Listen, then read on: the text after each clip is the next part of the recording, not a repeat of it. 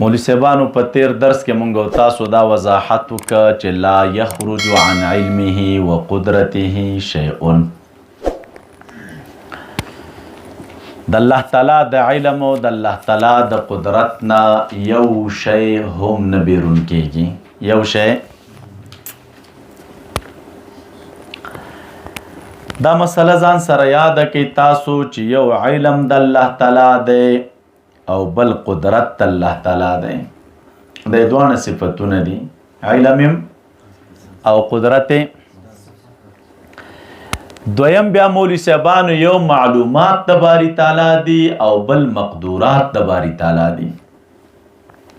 یو معلومات د باری تعالی دي او بل مقدورات د باری تعالی دي. درېمه مسله ځان سره دا یاد کړئ چې معلومات د باری تعالی دا ازیت دي د مقدوراتو د باری تعالی نه، خو مع لا تناهیهما، مع سره د دینه چې معلومات او مقدورات د باری تعالی دواړه غیر متناهی دي، دواړه غیر متناهی دي، خو معلومات د مقدوراتو نه زیات دي. معلومات د مقدوراتو نه څه شي دي؟ تب وایي څنګه؟ دلته دوی وی ذات رب العالمین معلوم د رب العالمین دی خو مقدور نه. یو همدارنګه علم د الله تعالی دغه د صفاتو پورې، دغه د ذات پورې، د ممکناتو پورې، د ټولو پورې متعلق کیږي.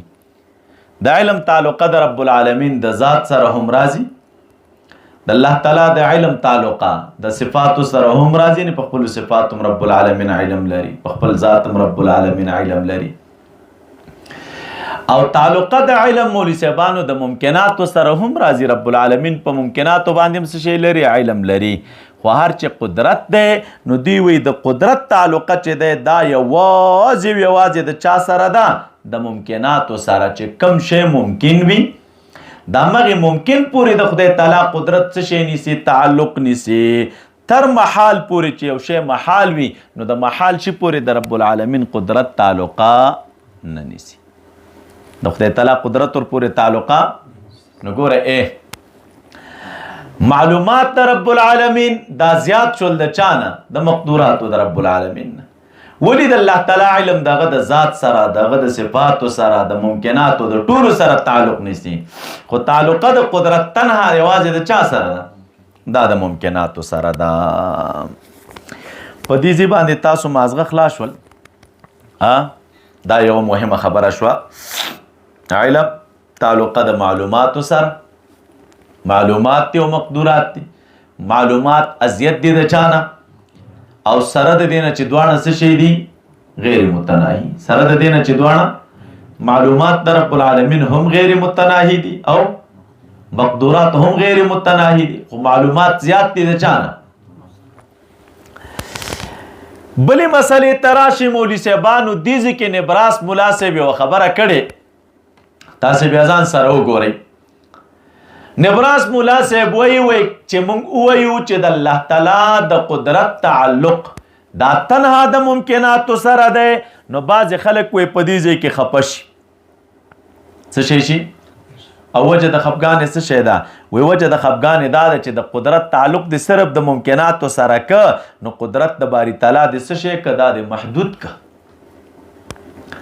قدرت د باری تعالی دی هندي فکر دا دی چې څنګه علم وسع دی هر شي سره تعلق نیسي، نو پکار دا دی چې قدرت هم څه شی هر شي پورې تعلق ونیسي. او ته چې وایي چې د قدرت تعلقت تنها تر ممکناتو پورې ده، نو دا قدرت د رب العالمین د څه شی که؟ دا محدود که. او چې کله د محدود که نو زعما منه انه مستلزم للعجز. دا خلک دا ګمان کوي چې تنها د ممکن سره چې د تعلق د قدرت راغی او د غیر ممکن سره نه، نو دې صورت کې لازمیږي څه شی؟ عاجزي رب العالمین لره. عاجزي چا لره؟ رب العالمین لره. او دا خبره کو څه شی دی؟ دا غلطه ده. وی مثال به داسې ذکر کړی کمن بلا قصرا وهدم مصرا. یو سړی لګیا دی څه شی جوړی؟ قصر جوړی او دغه په بدله کې ټول خار څه شي کی ړنګ کی. وې تعلق د مقصد دا دی چې د تعلق د چا؟ د قدرت تنها د ممکن سره دی، د نورو شیانو سره نه. نو دا مثال د سیدل کې بنگله چې د آباد کړه شاته دی وای نور خار ړنګ کا ولې ځکه دغه وینا وای ستا مستلزمه د عاجزي د چا لره د رب العالمین لره مستلزمه د چا لره تاسو پوه شئ په دې باندې نو نبراس ملا صاحب دیزي کې وای کم خلک چې په دغه ټکی باندې خپه شي چې دا خاص کول د قدرت د رب العالمین تر ترها ممکناتو پورې دا صحیح نه دی ولې عاجزي لازمیږي رب العالمین لره نو نبراس ملا صاحب وی وانت خبیر طالب جان وي ته په دې خبرې چې عاجزي نه لازمیږي عاجزي به د رب العالمین په هغه صورت کې لازمېدلی چې د دغې شي پورې د الله تعالی ارادې تعلقه نیولې وی او د ارادې د تعلق د نیولو نه بعد به قدرت نه وی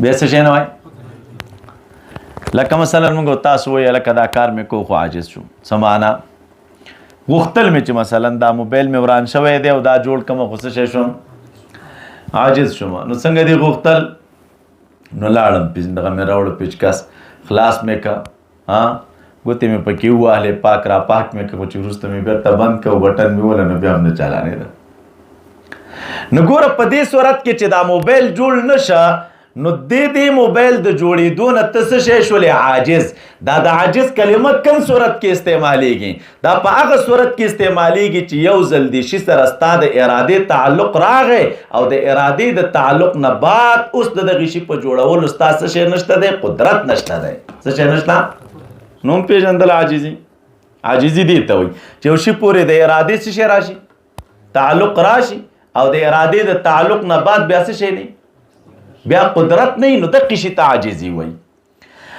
نو چې کله ته عاجزي او پیژندله دې ته عاجزي ویلی کېږي نو موږ او تاسې وایو دې ته عجز نه وایي بلکې دې ته وایي عجز دې ته وایي چې دا کوم شی تاسو ته ما وویلی او دا چې ته وایي چې هلکه د الله تعالی اراده دا قدرت تعلق تنها در ممکناتو پورې نیسي او د غیر ممکناتو پوری نه نیسي او دې صورت کې لازمیږي عاجزي و عاجزي به په هغه صورت کې لازمېدلی چې د دې غیر ممکناتو پورې ممکناتو نه علاوه چې دا کوم څه شی دی غیر ممکن دی د دې غیر ممکن پورې د رب العالمین ارادې تعلق نیولی وی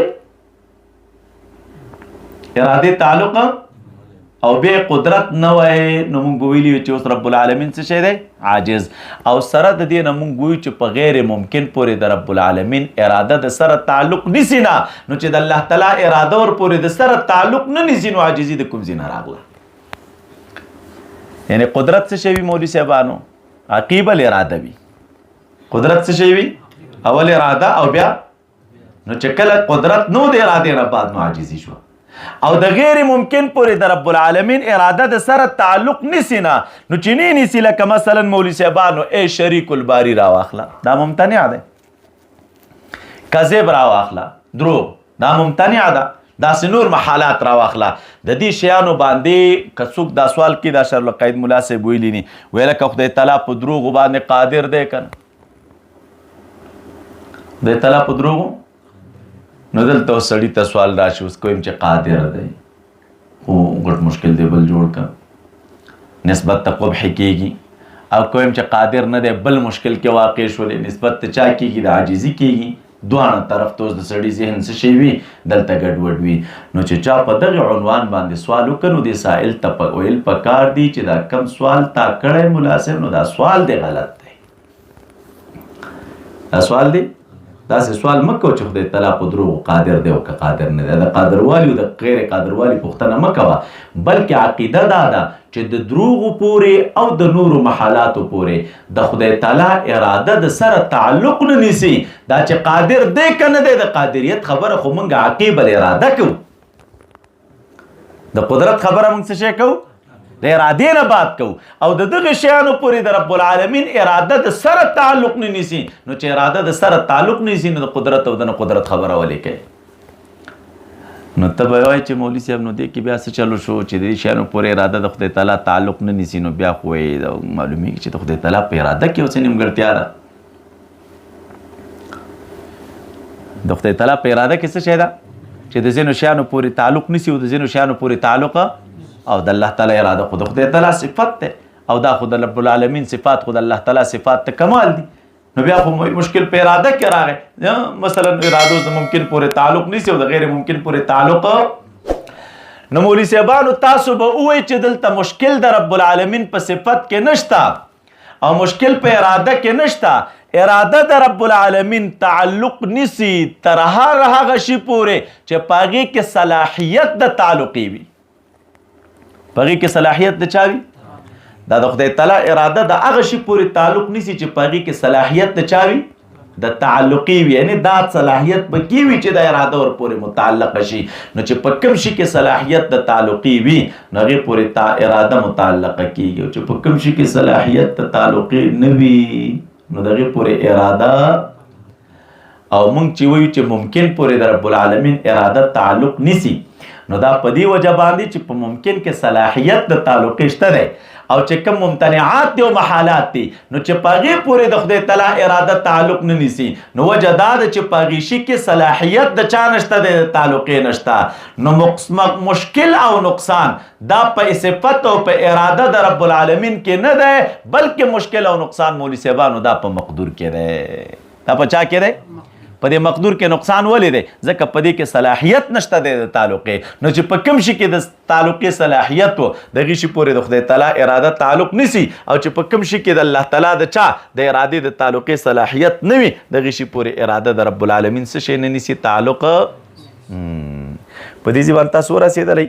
نو مشکل په چا کې نشته دی؟ په اراده د رب العالمین کې نشته دی. مشکل په چا کې دی؟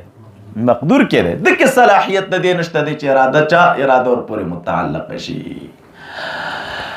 نو خلو تعلقه صلاحیت د تعلقي چې پکې دی نو هغه څه شی دی؟ نو هغه ممکن. هغه څه شی دی؟ ممکن کې صلاحیت د تعلقي شته د رب العالمین اراده ور پورې څه شی کېږي؟ متعلقه کېږي. نو د دې وجې نه مولوي صاحبانو دا قرآن شریف کې چې راځي ان الله علی کل شیء قدیر. ان الله تاسو تفسیرونو کې وګورئ ته د شیئن لاندې تفسیر لیکي. شیئن ګوره مصدر دی او مصدر کله مبني للفاعل راځي کله مبني للمفعول راځي. دې ځای کې شی مولوي صاحبانو په معنا د مشي سره. نو چې شی په معنا د مشي سره نه هر هغه شی ان الله یقینا الله تعالی علی کل شیء په هر مشي باندې په هر. نو مشي څه معنا؟ یعنی هغه شی چې رب العالمین اراده کړي وي، هغه شی چې رب العالمین او دغه پورې د خدای تعالی د ارادې تعلقه راغلی وي نو په هغې باندې رب العالمین قدیر دی. نو ګوره قدیرون د چا نه؟ د شیئن نه وروستو راوړه. شی دی که په معنا د مشي سره. نو چې شی دی په معنا د مشي سره که کوم شي پورې چې د رب العالمین مشیت او ارادې تعلق نیولی رب العالمین په هغې باندې څه شی دی؟ قادر. نو تعلقي اراده ده د اراده د رب العالمین تعلقه د دې تر څه شي پورې راتله؟ تر ممکناتو پورې راتله. نو چې تر ممکناتو پورې راتله نو د قدرت تعلقه د رب العالمین به هم تر ممکناتو پورې وي. تاسو په دې باندې پوه شولئ؟ دا ګورئ یو باریک ځای وښه. دا نن سبا دا مسله ګرمه د امکان کذب دی او فلان دی فلان دی فلان دی. د مسلې په حقیقت ځان پوه کړئ. حقیقت د دې مسلې دا دی څوک چې پکې لګیا وي څوک تعبیر په خلف الوعید سره کوي لکه د امکان کذب څه معنا؟ امکان کذب دا معنا ده وایي چې خدای تعالی بندګانو ته ویلي که آزاد دا کار دی او که آزاد در کوم او بیا پس ته نه ورکوي. نو د خپل وعید څه شی وکړه؟ خلاف یې وکړه نو دا اوس دروغ ده که نه؟ نو څوک دا مسله دې طرف ته وراړئ. څوک یو محمل ذکر کوي څوک بل محمل ذکر کوي. اصل حقیقت د مسلې دا دی چې تاسو ته ما ذکر کا. نو که څوک په دې عنوان سوال کوي چې د رب العالمین قدرت د دې شي پورې تعلق لري یا نه، خدای تعالی په دې شي قادر دی که نه دی، دا سوال دی د سره غلط دی. قدرت د رب العالمین چې د یو شي سره تعلق نیسي نو تعلقه د قدرت تا وروستو د چا نه وي؟ د ارادې نه وي. نو ته وګوره چې دې شي پورې د رب العالمین اراده تعلق نیسي او که نه. نو اراده د الله تعالی د هغه شي پورې تعلق نیسي چې په کوم شي کې صلاحیت د چا وي؟ د تعلقي وي. او صلاحیت د تعلقي دا په ممکناتو کې نو د قدرت تعلقه به هم د چا سره وي؟ د ممکناتو سره وي، نه د ممتنعاتو د محالاتو سره. ورسېدې په دې باندې د داسې نورو ښکلو ویډیوګانو لپاره زموږ د الجامع دارالاحناف کابل یوټیوب چینل سبسکرایب کړئ.